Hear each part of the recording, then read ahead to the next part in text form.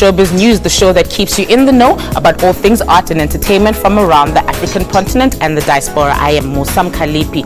Now, to keep in touch, feel free to email us at afroshowbiznews@sabc.co.za. Also follow us on Twitter. Our handle is @AfroShowbizNews. Let's have a look at stories making headlines this week. Marikana the Musical scoops 6 Naledi Awards. And the Museum of African Design has relaunched as a meeting and workspace. The Summer Awards are set to take place tomorrow.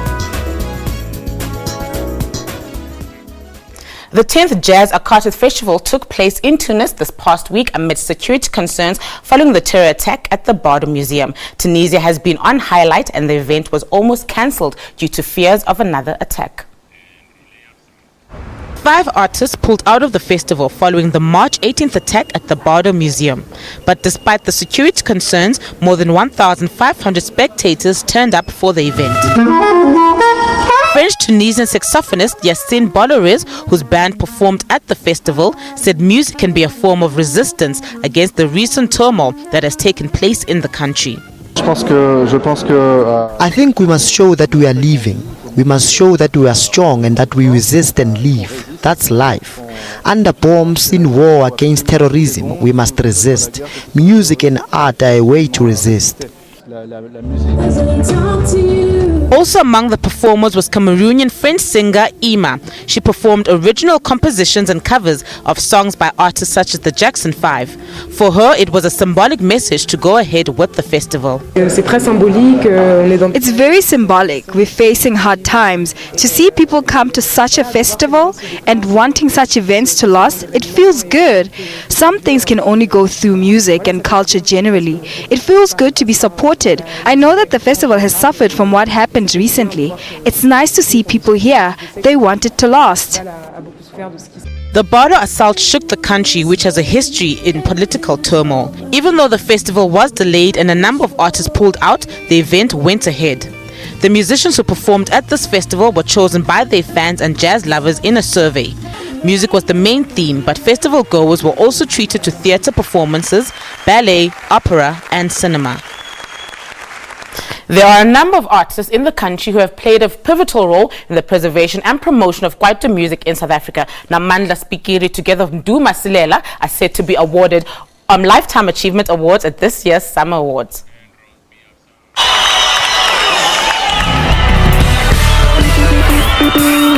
Mandla Spikiri and Mdu Masilela are considered the founders of the Kwaito music genre. Spikiri started his career as a dancer in 1985 under the guidance of South African musician Sello Chico Twala. He later formed a disco group called MM Deluxe with Mdu Masilela in 1988. Spikiri has not only been a successful solo artist, but has also been behind a number of hits for acclaimed South African musicians such as Bongo Muffin, Kabelo, Teargas, as well as his own group Trompies.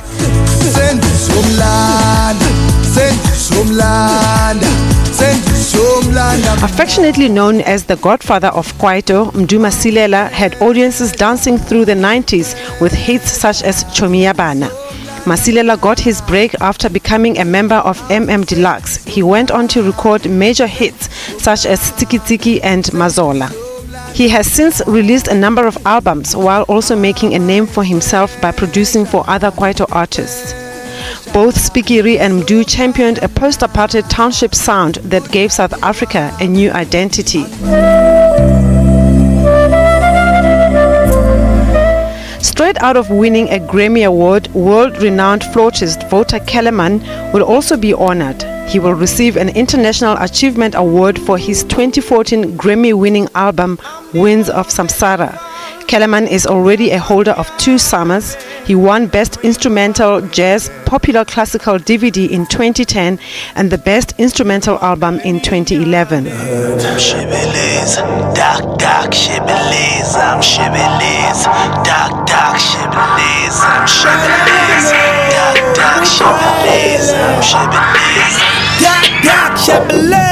Some of the top musicians nominated for awards are Gusheshe rapper Caspar Nyovest and music trio Bittenberg. They have received the most nominations with a total of 5 each. Together with AKA, The Soil and KO, they will be vying for the biggest award, the Album of the Year. The Summer Awards are in its 20th year and will take place at the Sun City Super Bowl.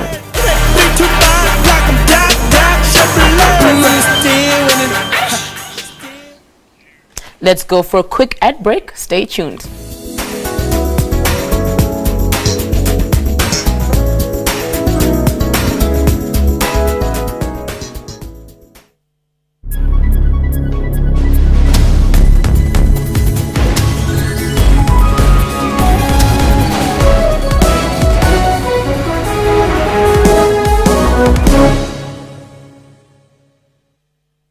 Your issue of Evoke magazine at sabcevoke.co.za or download the app on iOS or Android and immerse yourself in our world. Hey Chomis, FYI, there's the LD on your VS from the IEC. SMS your ID to 32810 ASAP. It's easy as 1, 2, 3. And that's the ABC of your VS for the LGE. XOXO IEC. Art is a personal expression that evokes a flame from within. Street art, it's a vast concept. Dancing is one of the main art forms on the streets of Africa. Regardless of how it is done, the streets remain expressive. A passionate artist in the central business district of Johannesburg. Yeah, I've been doing this it's been 7 years or 8 years now. Brains lost control on what to do then. Words dispute in the mouth of a woman. That's Kaleidoscope, Sundays, 5:30 p.m. on SABC News.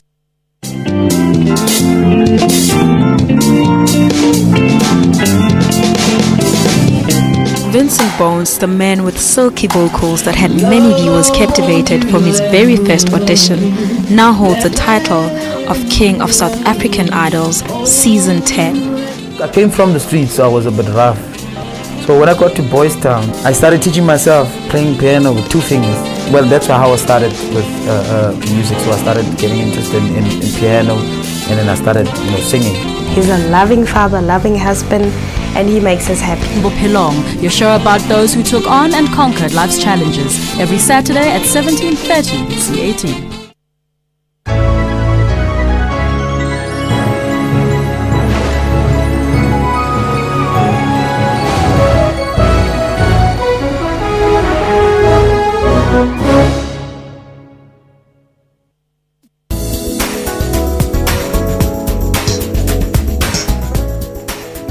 And welcome back. St. Petersburg Classical Ballet Swan Lake has once again returned to South Africa. The ballet will offer 3 full-length classical ballets performed with the backing of a full orchestra.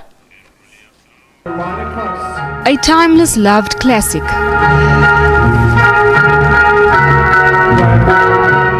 First performed in St. Petersburg more than a century ago.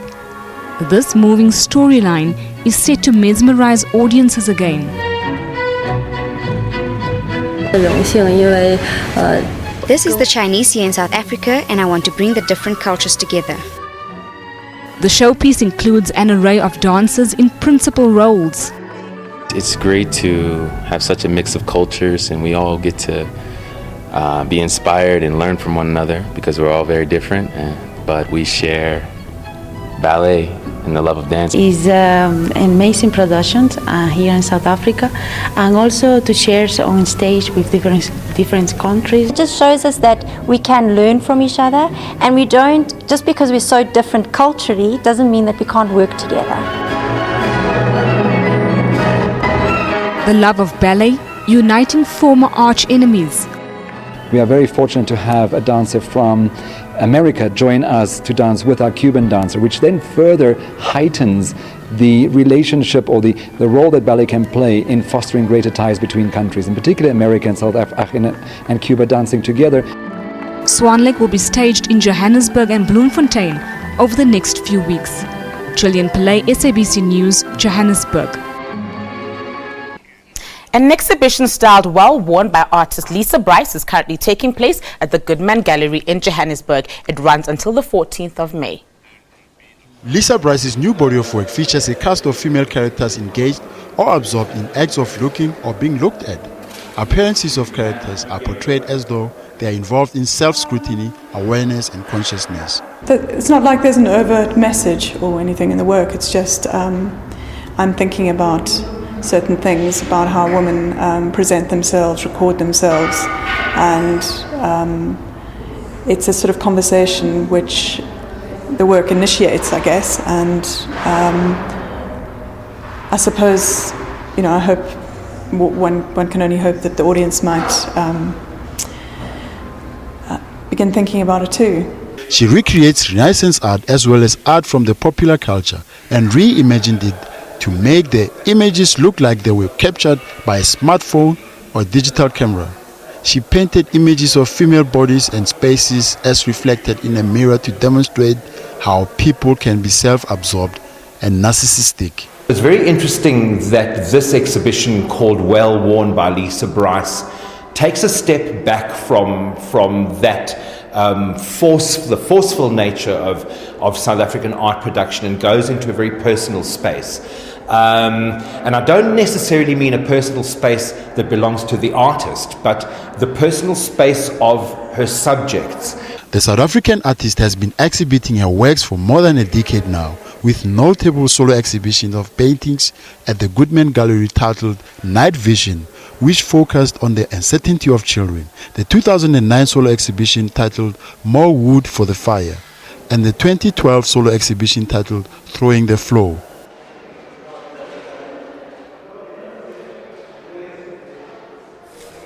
Marikana the musical scooped 6 awards on a night of glitz and glamour at the South African Naledi Theatre Awards, which was held at the Gold Reef Lyric Theatre in Johannesburg. The musical production, directed by Aubrey Sakabi, won for Best Production, Best Female Performance in a Musical for Emma Mekwa, and Best Original Choreography. Now we have in studio the director of the award-winning production, Aubrey Sakabi, to tell us a bit more. Hello, Aubrey, and welcome to the show. Thank you, Musa. First and foremost, congratulations. 6 awards is a huge achievement. What has been the general feeling been?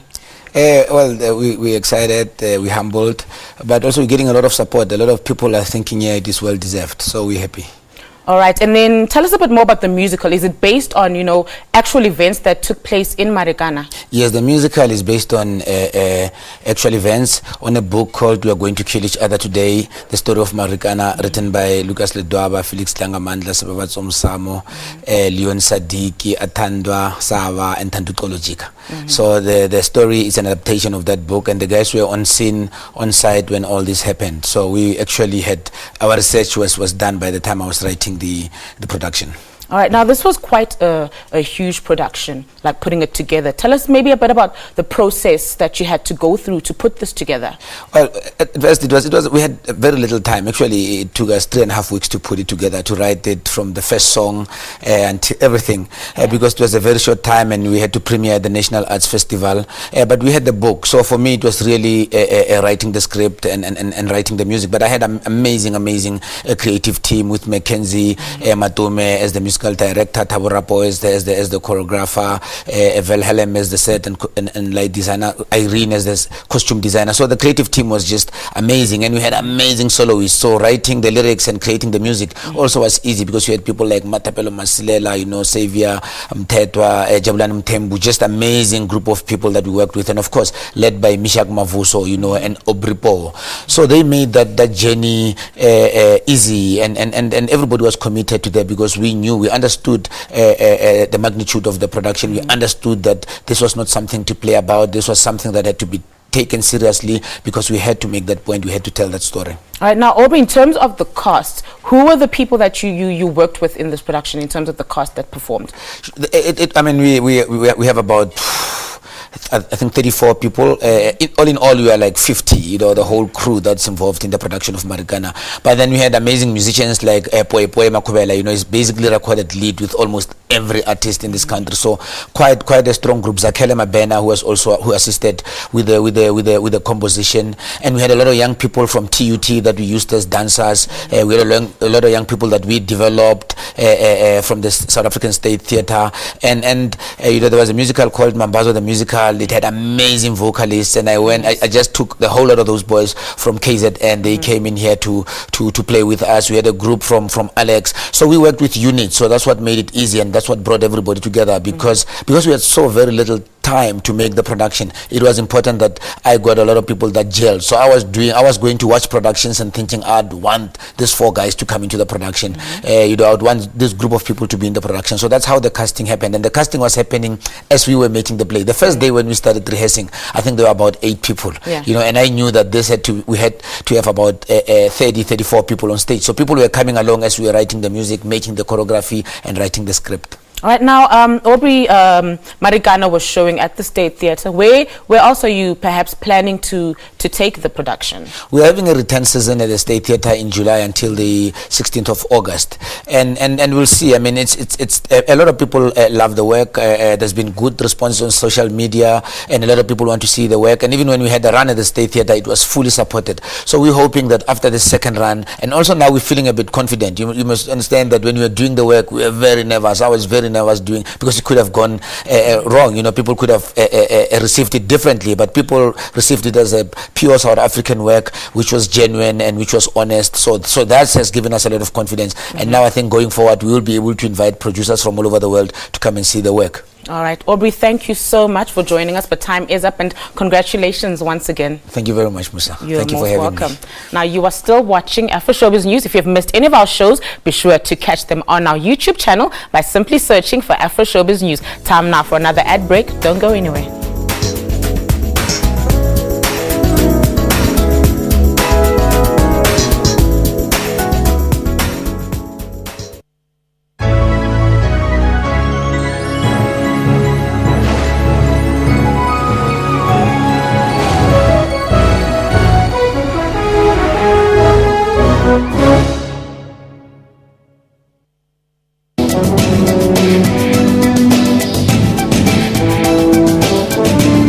When bees and wasps sting a person, they inject a bitterness venom in their skins. We have about 3 spider species in South Africa that we have to worry about.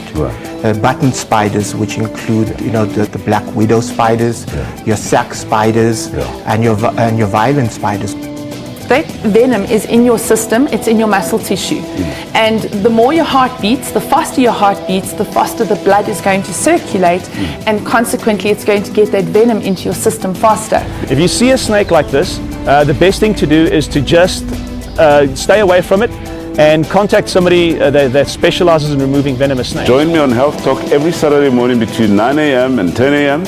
as we unpack current health stories.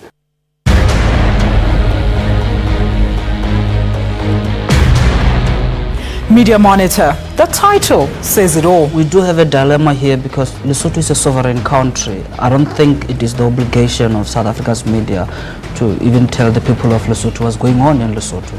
Join our panel of experts as they unpack and monitor all the leading and breaking news stories making waves in the print and social media platforms.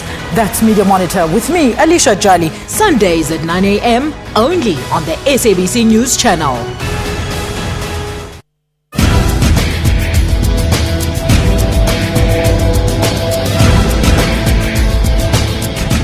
In Africa, mobile devices are tools to make payments, browse the internet, and keep governments in check with social media forums. It's given an average African too much power in their hands. And tech creativity is solving some of the continent's problems.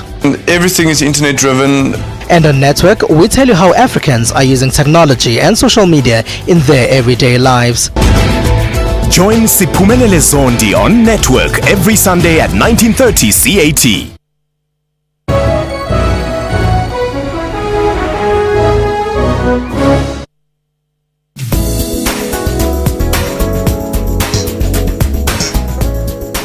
And welcome back.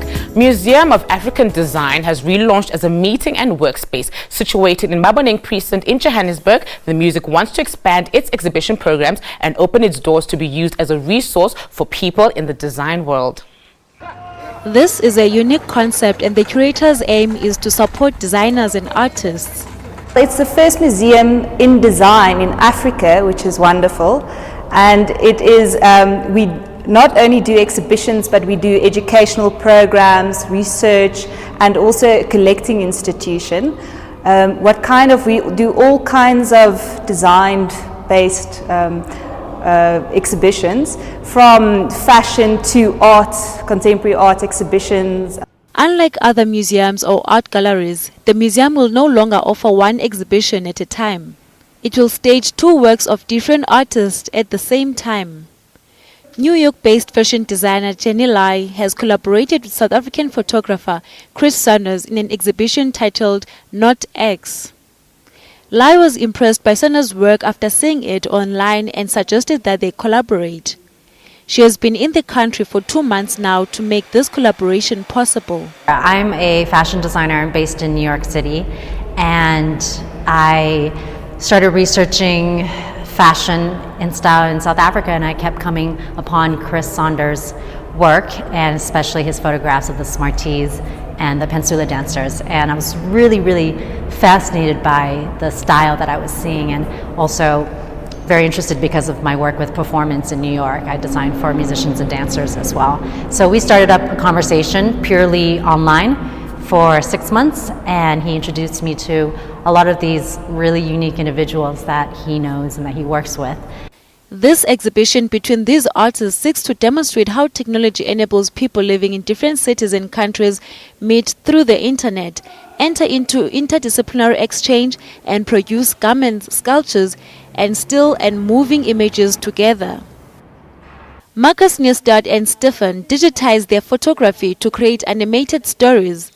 These artists travel around the world and use their photographs to tell other people's stories. We have pulled together a series of performance artworks that have been documented during the performances. They have been made in countries as varied as the United Kingdom, Toronto, Marseille, Cameroon, and so forth. And the feature project for the installation is behind us on the multi-screen projection you see there, where for Tate Modern's program of contemporary art in Africa, we were commissioned in 2013 to produce a site-specific installation in Douala in Cameroon. They highlight social, political, and economic issues around the world. Part of their exhibition explores xenophobia in South Africa. This exhibition that we're showing is very relevant when just up the road there's xenophobic attacks and all kinds of things happening, and there's a sense of fear when most of these projects deal with questions of foreignness, immigrants, challenges of context and place. And I do think that we feel as artists we sometimes need to really produce stuff that also is relevant to our place that we live and work in. And it's very strange to be sitting in this museum knowing what's happening around and looking at our own work and realizing that our work reflects on what's happening around, even though it was produced in different places and at different times. And there's an interesting moment that's happening right now. The museum has been closed for a while for renovations. The space now includes a library and an archive, a project that will expand as research deepens. It also comprises of meeting facilities, Wi-Fi spots, and a coffee shop. A group of young Egyptian men and boys are showing off their break-dancing skills on the streets of Cairo as they hope to compete in this year's break-dance competition. The competition is an annual dance event organized by the energy drink company Red Bull. This competition is held on every continent, with solo dancers competing against each other. The crew of these young men from Cairo consists of 20 members and was formed by Hamanda Stereo in late 2014. He was impressed by the level of professionalism these dancers demonstrated. You can see the level of professionalism here, but they have only been training for 4 months. God willing, they will reach the Red Bull competition in a year. There are people that have been playing for years, but they have never reached this dream. We are committed to this dream. The dance style slowly gained popularity in the Al Zawiya El Hamra area in Cairo, where the group meets to train. Their training sessions usually consist of 30 minutes of warm-up before the group is taught new moves or practice old ones. Beginners start with a handstand and work upwards from there. They came to me as beginners. Then I taught them a handstand. If they master the handstand, I start teaching them the freeze, and after the freeze, they flow. Once they have mastered the freeze, I then teach them the top rock and then the footwork, power move, then the Felix, then one qualified to become a b-boy. Breakdancing is also known as b-boying, and that originated within the African American community in the 1980s. The dance is so popular that competitions are held annually worldwide. Several values and rules exist to win a battle, such as the moves, charisma, the personality on the dance floor, and beat proximity. Egyptian breakdancer Brazilio says not a lot of people outside the dance crews know about breakdancing. There's something called foundation, not many people know it. People dance with the beat, but they do not know what the beat consists of. There is a 4-beat, 8-beat, 12 and 16. There is also a charisma and rules of dance. Although Hamada and his crew hope to compete on the world stage, they need support and facilities. They also want to raise awareness of this art form and encourage people to respect it. The 2015 final will take place in Italy in November. We have now come to the end of our show, but be sure to catch the repeats every Sunday at 2 a.m. and again at 1:30 p.m. We'll be playing out with visuals from the Marigana musical. The musical received 6 Naledi Awards this week. So congratulations to the creators and the cast once more. From me and the rest of the team, it's thank you and goodbye. No.